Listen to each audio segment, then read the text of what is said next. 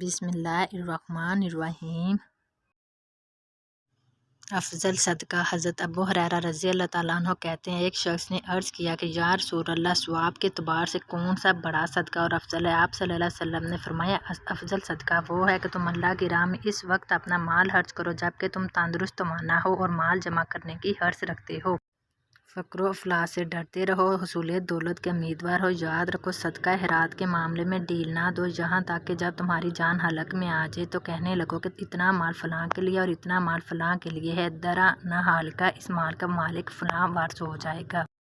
نبی کریم صلی اللہ علیہ وسلم نے فرمایا، ہر مسلمان کے لیے صدقہ کرنا ضروری ہے۔ ابو موسیٰ نے پوچھا، اگر وہ صدقہ کرنے کے لیے کچھ نہ پائے؟ آپ نے فرمایا، اپنے ہاتھ سے کام کرے اور اجرت حاصل کر کے اپنے نفس کو نفع پہنچائے اور صدقہ بھی کرے۔ انہوں نے پوچھا، اسے اگر اس کی بھی طاقت نہ ہو؟ انہوں نے کہا، اگر وہ اس کی بھی طاقت نہ رکھے؟ آپ نے فرمایا، وہ نیکیاں بلائی کا حکم کرے۔ اور انہوں نے پوچھا، اگر وہ یہ بھی نہ کرے؟ آپ نے فرمایا، وہ دوسروں کو نقصان پہنچانے سے باز ہے، یقیناً یہ بھی صدقہ ہے۔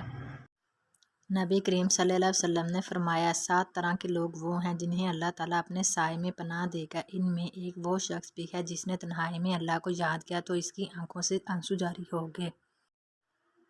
رسول اللہ صلی اللہ علیہ وسلم نے ارشاد فرمایا، جو مصیبتیں آ چکی ہیں دعا ان میں بھی نافع ہے، اور جو آنے والی ہیں دعا ان سے بھی بچاتی ہے۔ اس لیے اللہ کے بندو، تم پر دعا کا اہتمام ضروری ہے۔